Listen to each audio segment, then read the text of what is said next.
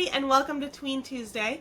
I'm Miss Cindy from the South Brunswick Public Library, and today I'm going to walk you through the steps of turning two materials, scissors, and yarn, and turning them into Pom Pom bookmarks. So, let's go!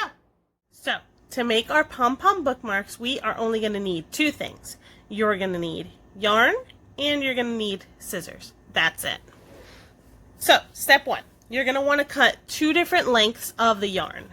I suggest a shorter one that's closer to 8 inches or so. It's about a little bit larger than a dollar bill, I'd say. You can just kind of guesstimate. And then one that's about twice as long as the first one. Doesn't have to be exact, or doesn't even have to be too much bigger. Just almost twice as long is probably good.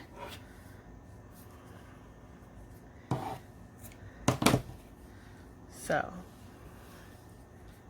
yep, just about twice as long. So we're going to take these and set those aside. Now, what we're going to do is unspool a bit of our yarn just so that we have something to work with. You don't have to do an exact amount or anything, just some extra. Now you're going to take your fingers, and I'm just taking these two fingers and I'm separating them slightly. So the yarn goes between the two, and then I'm going to take and wrap. Now all together you end up wrapping it about 90 turns. So I'm counting in my head till I get to 90.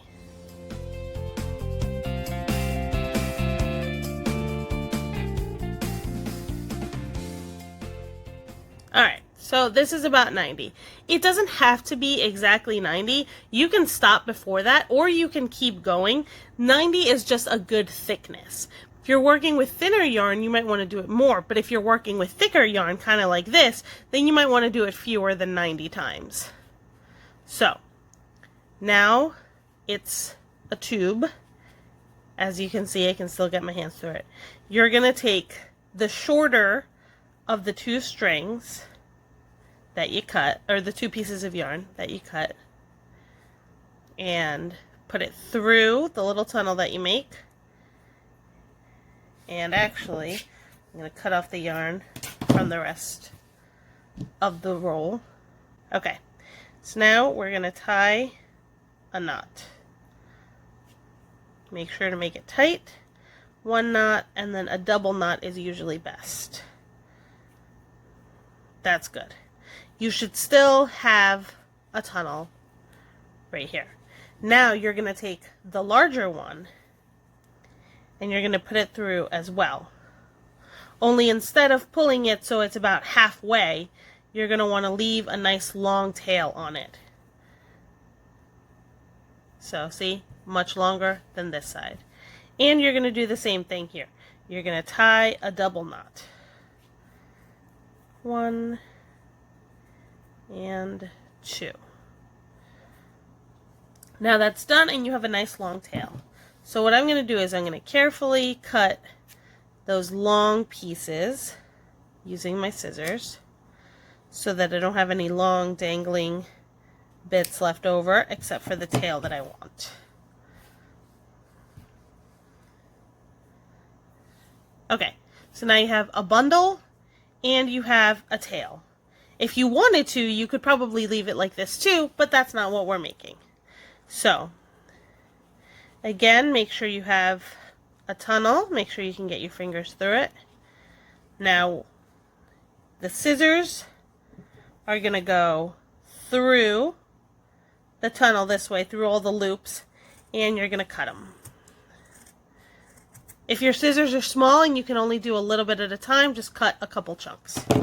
Okay, so now you have the makings of a pom-pom, but it is probably in dire need of a haircut. Although, if you like it really big, really fluffy, kind of like this, and you want to leave it, you can leave it just fine. I'm going to give mine a haircut, though, so that it gets a little more round and more even. So, what I like to do is I like to wrap this tail a little bit around my finger so I don't accidentally cut it. That way I have a little loop that I'm always holding. And what I'm going to do is start cutting the long ends of the yarn. Now, it's going to take a little bit of practice for you to get it really, really well rounded, but that's okay. You can just make a bunch of these.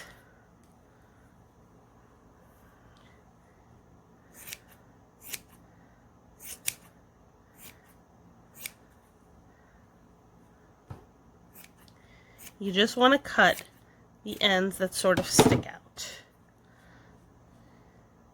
And I like to kind of fluff it up a little bit. I'd say I actually want it even a little bit shorter than that. So again, carefully with my scissors, go through.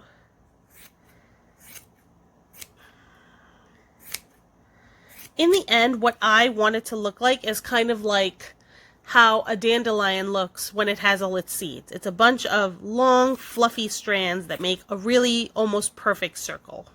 And that's kind of what I want it to look like.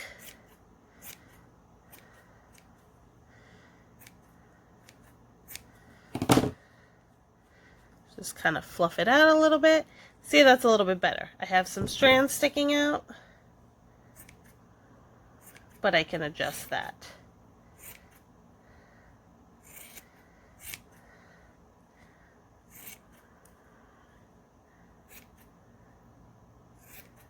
Make sure you're very careful around the tail. If you cut it, it's such a giant pain to try to put it back.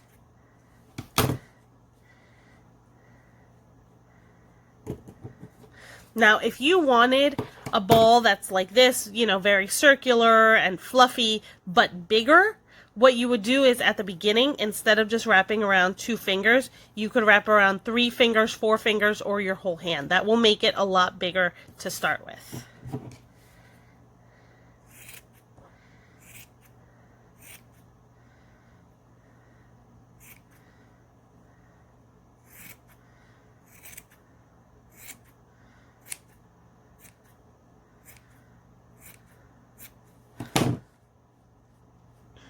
And that is looking a lot better.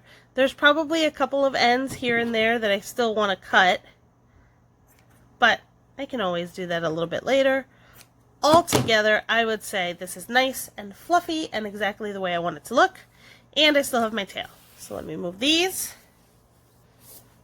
So the way you would use it is you take your book, you know, open it to whatever page you're reading, and the tail goes here in the center, and you pull it, and you have your fluffy little bookmark up at the top. All done. Okay guys, that is all the time that we have for today, but I'm hopeful that you learned something new today and you ended up with something cool. I ended up with these that I'm actually going to put into use right away. So, if you made this or any other project from Tween Tuesday or my Friday Cooking with Miss Cindy classes, I'd love to see a picture or a video of it. You can send it to this address right here. I'm really looking forward to hearing from you guys. So, until next week, happy crafting. Bye!